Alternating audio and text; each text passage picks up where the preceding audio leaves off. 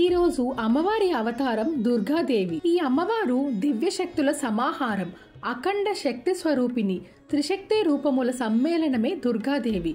భక్తుల రక్షణ కోసం, ధర్మ సంరక్షణ కోసం, రాక్షస సంహారం కోసం ఈమె అనేక అవతారాలు ధరించింది. దుర్గామాతను సింహవాహనంపై చేతులలో దివ్య ఆయుధాలతో శత్రు సంహారిణిగా చిత్రిస్తారు. ఆడదాన్ని చులకన చేసి దేవతలను ఓడించి స్వర్గాన్ని ఆక్రమించిన మహిషాసురుని అహంకారం, దుర్మార్గాన్ని అణిచివేసేందుకు త్రిమూర్తుల తేజం నుండి అవతరించిన మహాదేవి. సూర్యుడి కంటే 1000 రెట్లు ఎక్కువ కాంతితో ప్రకాశించింది ఆ దుర్గాదేవి.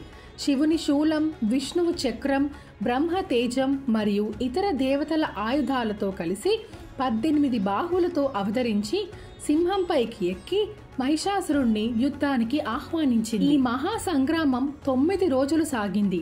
చివరికి దుర్గాదేవి తన త్రిశూలంతో మహిషాసురుణ్ణి సంహరించి ధర్మాన్ని కాపాడింది. ఆ రోజు నుండే భక్తులు అమ్మవారిని మహిషాసుర మర్దిని అని పిలుస్తూ ఆరాధిస్తారు. ఇలా దుర్గాదేవి అవతారం భక్తులకు ధైర్యం, శక్తి, విజయాన్ని ఇస్తుంది. నవరాత్రి అష్టమి నాడు అమ్మవారిని ఆరాధిస్తే మనలోని అజ్ఞానం, భయం, అడ్డంకులు అన్నీ తొలగిపోతాయని నమ్మకం. ఈరోజు దుర్గాదేవి అష్టోత్తర శతనామవాలి చదువుకుంటే చాలా మంచిది. అమ్మవారికి ప్రత్యేకంగా పులగం లేదా కదంబం నివేదన చేస్తారు. అమ్మవారి ఆశీర్వాదాలు మనందరి మీద ఉండాలని కోరుకుంటూ thanks for watching and please subscribe to my channel.